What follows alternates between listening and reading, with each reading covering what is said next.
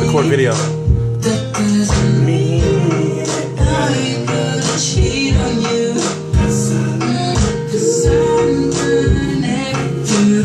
When I think about that, when I think about the sweet science, when I think about the sweet science and the Cuban school of boxing, the very accredited, very prestigious Cuban school of boxing, what boxers come to mind today?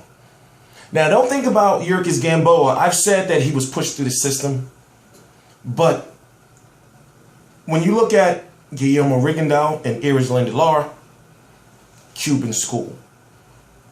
Estrella Lara, jab, jab, straight.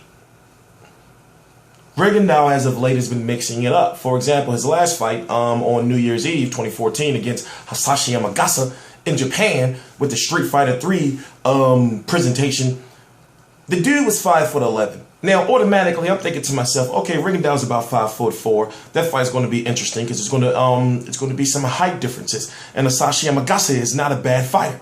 So I'm thinking to myself watching it, I'm like, okay, we're going to see how this plays out. Then all of a sudden, I noticed that Rigondeaux's out there getting at it. I'm talking about like literally like, you know what? I'm going to play hooky from the Cuban school for just today or just a couple of rounds. So what you end up with is you end up with an awkward looking fight to whereas and you get Rigondeaux lunging a lot. You know, this guy, Amagasa, is about 6 feet tall. And then he ends up basically breaking the guy's jaw. But here's the thing. Now, we're going to talk about, by the way, thank you, Haymon. We're going to talk about Leo Santa Cruz, 29-0-1 with 17 KOs, but let me get my point across. You got Guillermo Rigondeaux, who basically knew that he wasn't being televised.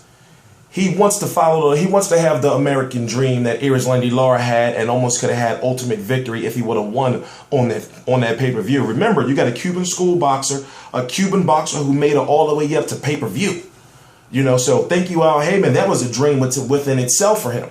So when you think about what Rigondeaux wants, it had to affect him that a guy like me or American fans that he most likely wants to see him have to watch him 8:30 in the morning illegally. You know, and it's just not right that you got to go through, you know, as boxing fans, they got to do something about that. Because I feel that, you know, how are you helping these boxers if the fights are not available, you know, everywhere? Al Haymon did something great by having these fighters on national television.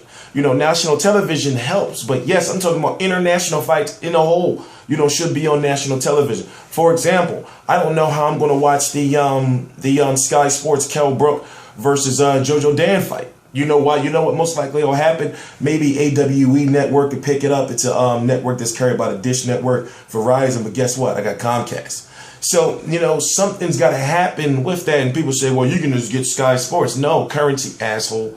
So, you know, I'm working on a way to be able to do that. I mean, don't get it twisted. I watch my fights, but I feel, you know, I don't feel right doing it. You know, and it's like, why can't I watch it on my HD, you know, television?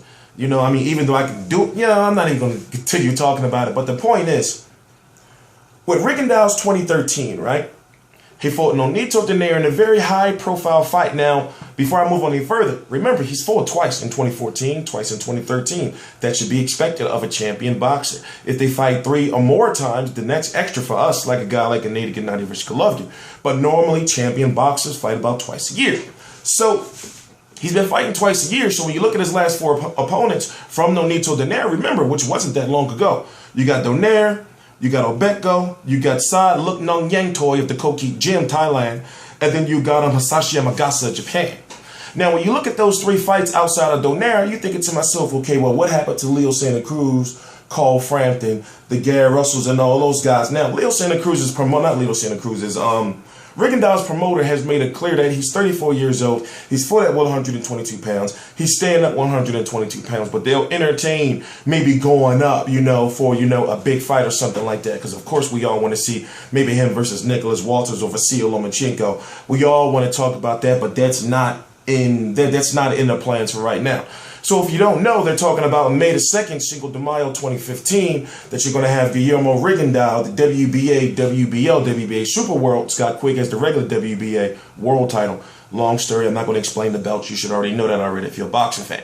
So what you'll have is you'll have a WBA, WBA champion, recognized ring champion, Guillermo Rigondeaux, and then a WBC champion, 29-1 with 17 KOs. Thank you, Al Haymon. Thank you so much.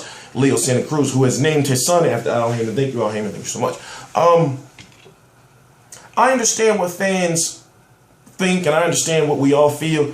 Rigondeaux is just going to outboxing, but in boxing, it's not that simple. Now, look back at Rigondeaux's last fight, and look at the fact that he went down multiple times. Now, you got to think, in a Las Vegas fight, you got to think this is a Cuban-style boxer.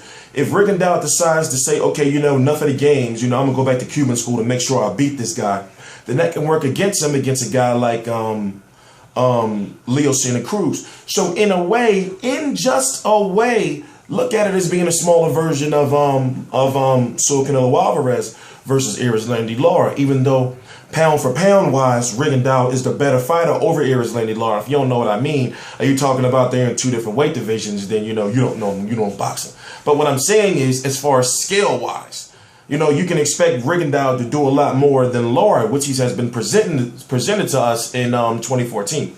So look at the fight that he fought on the undercard of a Zhu Shiming fight. Now think about that. He fought in Macau in 2014, his first fight in 2014, and then he fought in Japan in his second fight in 2014.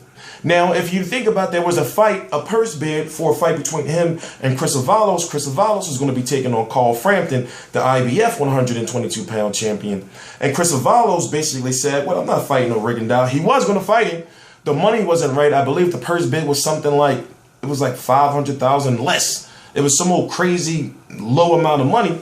But long story short, he made more money fighting Carl Frampton, even though Carl Frampton has one and Rigondeaux has two. And I guess he thinks Carl Frampton is a more winnable fight, but I got him losing.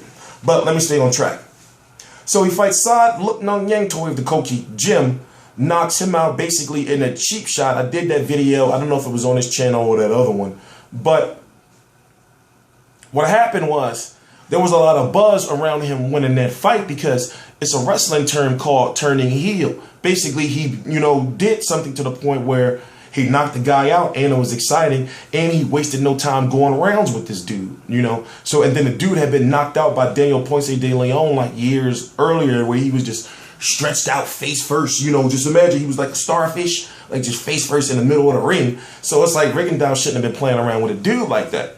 Look at the fight before that, and you think, well, Joseph Abeko, on paper, it's supposed to be a good fight. Joseph Abeko had those good fights with Abner Maris and, so on and so on.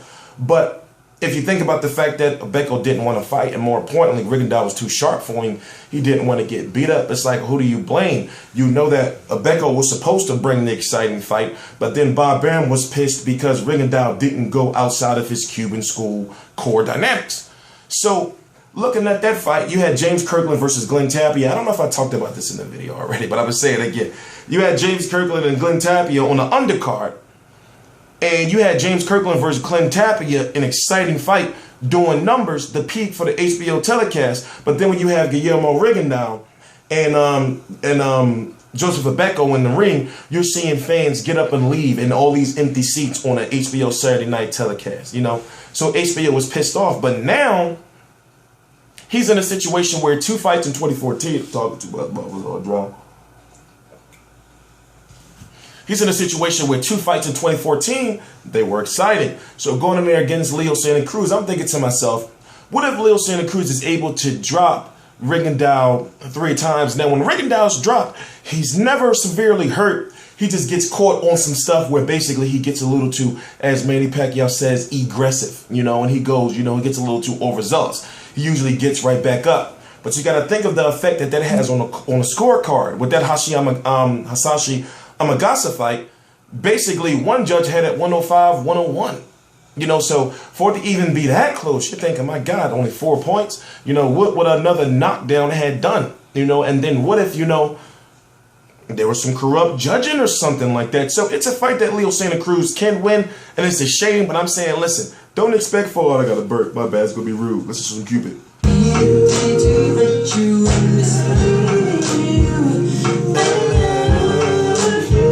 But expect for Leo Santa Cruz to continuously come at Rigondeaux, and we're going to see what he really has to offer, punch variety-wise. Because if Leo Santa Cruz is smart, obviously he knows he can't keep it in the middle of the ring on no Rigondeaux. You got to crowd his space. Nonito Donaire started to do it later on in the fight, but at that point in time, his confidence was gone. His confidence was gone, and it was too late. But when it comes to Leo Santa Cruz, he's the bigger guy. He's a very big dude, for him to be a 122-pounder, But if he continues to keep coming forward and crowd his space, he has a chance, and all he needs is maybe 3 flash knockdowns to get a draw or some controversial decision. And I'm just talking the way I know boxing or the way I've seen boxing. I'm not saying it will be right, but I'm thinking, don't think it's going to be easy as people say it is, or then again, it's like, why would you even watch the fight? Because you want to see, as we've been wanting, and Leo Santa Cruz owes us, he needs to be tested. Simple as that. He needs to be tested. It's not... How can you say the fans are hard on him or we're hard on him? It's like, we know you ain't been fighting nobody. This is the social media age, dog. We know you ain't been fighting people you should be fighting. So it's like, you can't get around it. You owe us Rigondeaux. Just get it out of the way. Fans still gonna fuck with you afterwards, meaning be cool with you depending on what kind of fight you provide. And we know you ain't no chump. So it's, it is what it is.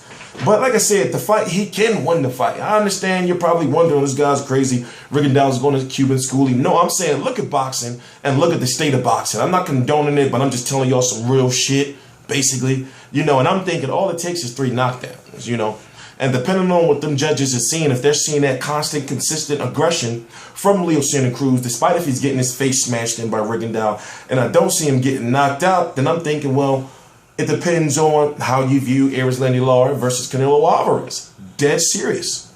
So, I'm T-Street Controversy with Real Combat Media. It's a T-Street Controversy Live. What I do is, thank you all. I said thank you all, Haymon. But still, thank you all, Haymon.